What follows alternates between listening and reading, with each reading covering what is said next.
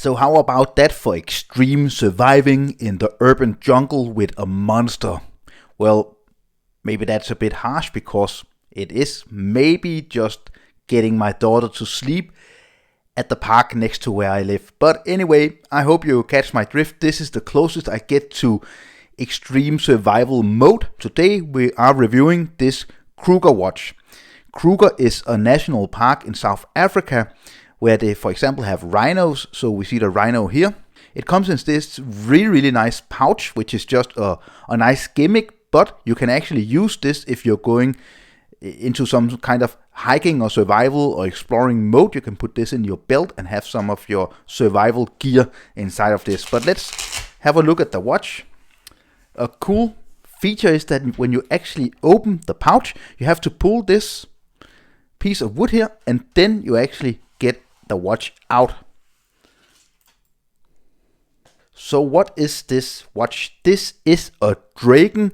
This is the Draken Kruger, named after the Kruger National Park, as we saw on the pouch here. This is a pre-order watch. This is a prototype. This one I got from Mike, who is the owner. He was kind enough to send in his personal prototype. Because this watch is on pre-order, when the pre-order stops, they will start to produce the watches and then they will ship the watches mid-July. The watches are priced at 511 New Zealand dollars, which is 340 US dollars. So have no kind of affiliation with Draken Watches. They just asked if I wanted to review this watch. I will also disclose that I actually did place my own pre-order. So it comes on this nice piece of wood here, which I think is a really nice little touch. And then you actually also get an additional strap, a seatbelt strap, which I guess will look really nice on the watch, as well as easy removal spring bars. But let's get into the watch. So what we got here is the Panda version. It comes in 6 different versions, and I think there are several features and qualities with this watch that actually are really good for a microbrand watch, because this is not a totally original design. It uses a Seiko VK63 mega quartz movement. That means that it's a hybrid between a quartz movement and a mechanical movement. Everything is quartz except for when you engage the chronograph, which you do by pressing this little chronograph pusher here. When you engage it, now I'm stopping it and I'm resetting it. When you engage it, you see that it is actually gliding like a mechanical watch, and that's because the chronograph feature, the chronograph complication inside of the movement of the Seiko movement is actually mechanical. As to the second, as you see here above the date window, which is of course the same color as the dial, which is a really nice feature. You see it's kind of ticking, that's because that's quartz. Then you get a 24-hour counter out here. So you see it's 8 at night here.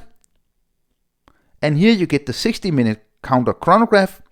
Really nice sword style hands, which are very legible against this kind of off-white, almost kind of cream colored dial.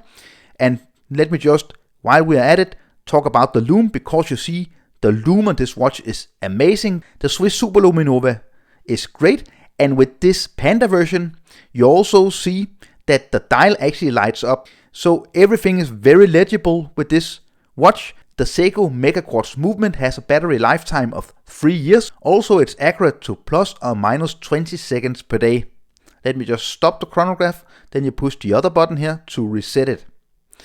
It is very much a tool watch. It's 300 meter water resistant, sapphire crystal, which is almost flat but just very slightly domed. And the other very nice thing about this watch is that it's actually made in titanium. So as you see on your screen now, usually you will get maybe 180 grams with this type of chronograph watch, but it's approximately 130 grams because it's made in titanium. It wears really nicely because it's so light. As you see, approximately 44 millimeters in diameter, thickness of approximately 15 millimeters, 48.5 millimeters from lock tip to lock tip, which is really nice for a 44 millimeter watch, and 22 millimeter lock width here. You see nice female link links because the bracelet hangs down, so it's very nice on the wrist. Very nice kind of satin finish because it's titanium. It feels really good, and a really nice feature as well is that you get screws here. It's not pins, it's not push pins. You see the super nice case back here with the rhino sapphire crystal. This is of course 3x0 because this is a prototype. And as I said before, 300 meters of water resistance. And that brings me back to the other side of the watch, because you get a unidirectional 120 click bezel. It's very easy to grip. I actually kind of like the action. When you turn it slow, it's kind of feeling a little bit maybe metallic, but when you turn it faster, it glides more. So really nice bezel action, everything aligns of course, and that means you can actually also use this watch as a dive watch because you get the 300 meters of water resistance. The clasp is a very standard, typical clasp. The good thing is that you get 6 micro adjustments, so you can find the perfect fit. Apart from that, it's very standard. You get just the fold over here with Draken and the push button. It is a $340 watch at the pre-order, which I think is a really good offering compared to what you have to pay with other brands. So I think it's okay with this clasp, although it's not the most interesting clasp in the world. It works. On the side here, we have Draken written. What I also really like is this matte finish to the bezel insert. I like overall how the tactile feeling is of this titanium. So remember, this is a 44mm watch in diameter, but it wears much smaller. I actually think it wears much more like maybe 42.5 or 42mm. And although it's almost 15mm thick, it doesn't feel like a 15mm thick watch. I think this watch is extremely comfortable on wrist, and I think it has something to do with the ergonomics, how it's designed, but of course also the titanium. The locks are very dramatically curving down, and when you get the very short lock-to-lock distance for a 44mm watch, which is 48.5mm, as well as the female end links on the bracelet, it just wears really nicely. I haven't tried it on the nasal strap, on the seatbelt strap. That would probably also look really nice, but you will add a couple of extra millimeters, so it will wear much bigger. So I have both tested this watch in just normal conditions here at my house and in extreme survival mode, as you saw at the start of this video, and I can testify that this watch will keep up. It is of course a prototype, so they will of course at Draken Watches, Mike will of course be just adjusting all the little things to make the watch even better.